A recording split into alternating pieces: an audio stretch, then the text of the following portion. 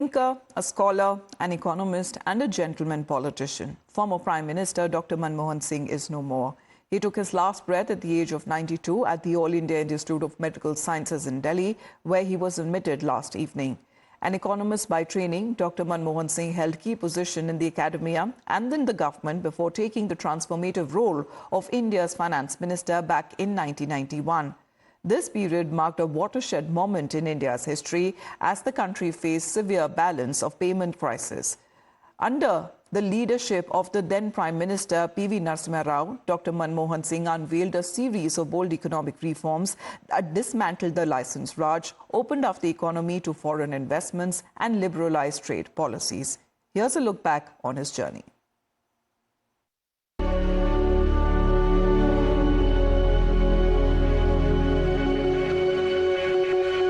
The day was 24th of July 1991. It was a day that changed the course of India's growth story. One that made every Indian dream big. And a large part of the credit goes to this man, a Congress veteran, Dr. Manmohan Singh. And on this day, the then Finance Minister presented his first ever budget, one that would be remembered for decades to come. The government by then was already going through testing times. Facing increasing oil prices and a fall in remittances from Indian workers owing to the Gulf War, the Indian state was on the verge of a sovereign default. At $6 billion, India had just enough forex reserves to support 2 weeks of imports. Harsh decisions had to be taken.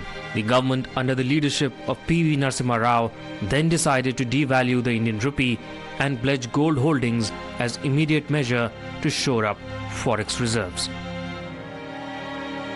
But it was a new industrial policy unveiled on the eve of the budget under the patronage of Manmohan Singh that proved to be the game changer.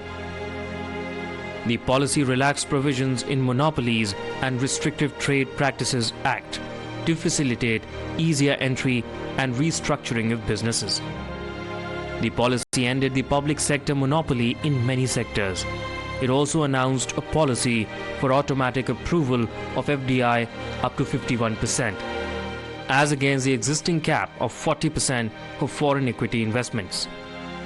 These dramatic changes ended public sector monopoly in several sectors, except in those that were deemed critical to national security. These changes not only led to a steep upturn in the foreign goods entering Indian markets, but also a dramatic rise in foreign investment in the years to come. But the reforms didn't end there. Manmohan Singh took it further with multiple drastic changes to stall what seemed to be a crisis spiraling out of control for the country in 1991.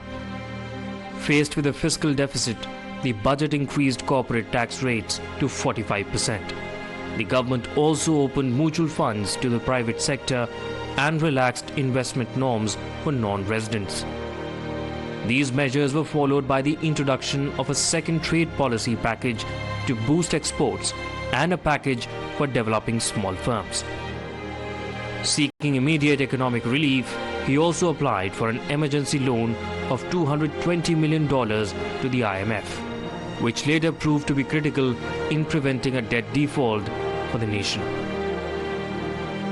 As the finance minister, Dr. Manmohan Singh took drastic measures which not only rescued the nation but also propelled India into rapid economic growth. As the nation mourns the loss of one of India's greatest minds, the country will forever remain indebted to the astute economist who changed the course of India's growth story.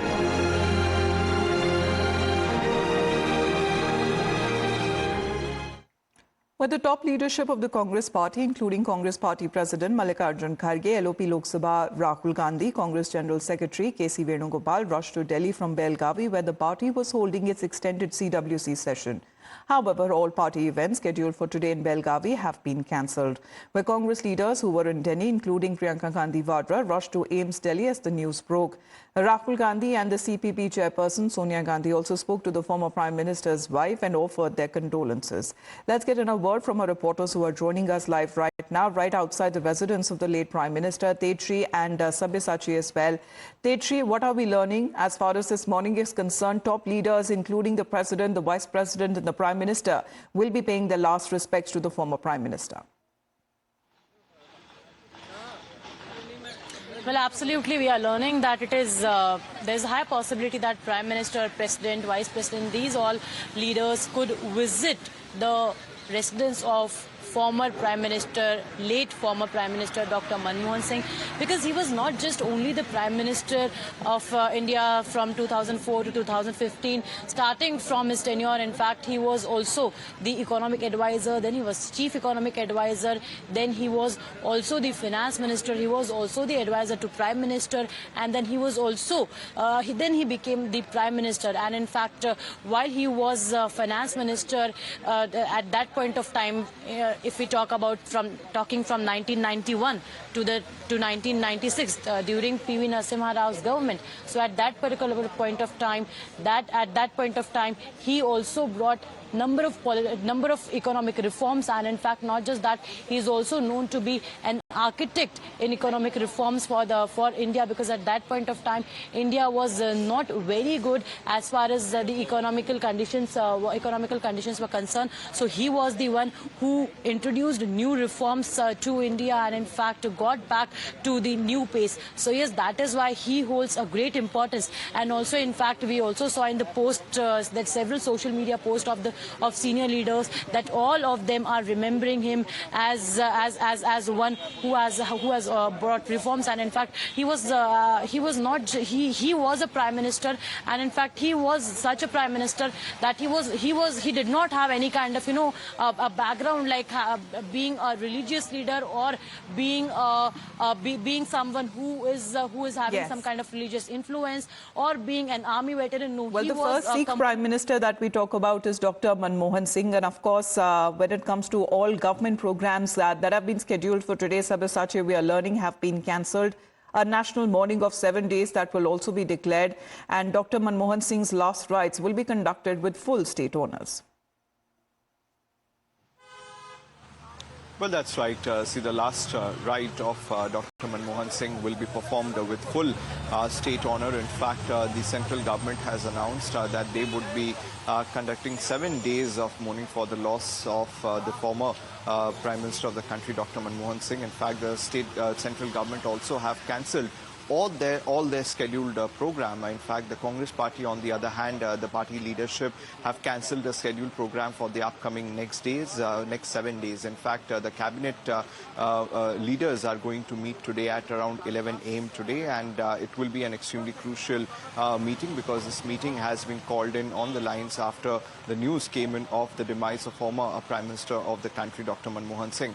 See, Prime Minister Narendra Modi also put out his condolence message for the former Prime Minister Dr. Manmohan Singh. In fact, Prime Minister Narendra Modi also recalled the interaction he had with Dr. Manmohan Singh several times when he was the Chief Minister of Gujarat and Dr. Manmohan Singh was the Prime Minister of the country. In fact, we had seen that inside the Parliament, in fact, on the day when Dr. Manmohan Singh retired from Rajya Sabha, Prime Minister Narendra Modi said that he is an inspiration to the country. And in fact, when the time Dr. Manmohan Singh came inside the Parliament in a wheelchair to cast his vote, Prime Minister Narendra Modi said that despite the ideological differences between the political parties, but when Dr. Manmohan Singh came in a wheelchair, it shows the commitment that he has towards the Parliament and as a member of Parliament. So whether it is the Congress party or the BJP, all of them are one in this matter, where several of the BJP leaders... Well, we can't forget that as far as that interaction is concerned, when former Prime Minister, late Dr. Manmohan Singh, as far as his presence in the Rajya Sabha is concerned, as he was bidden farewell by Prime Minister Narendra Modi, where he says that he rose to become a respected economist serving in various government positions, including the finance minister, and leaving a strong imprint on our economic policy over the years. Let's in the meantime talk about the tributes that have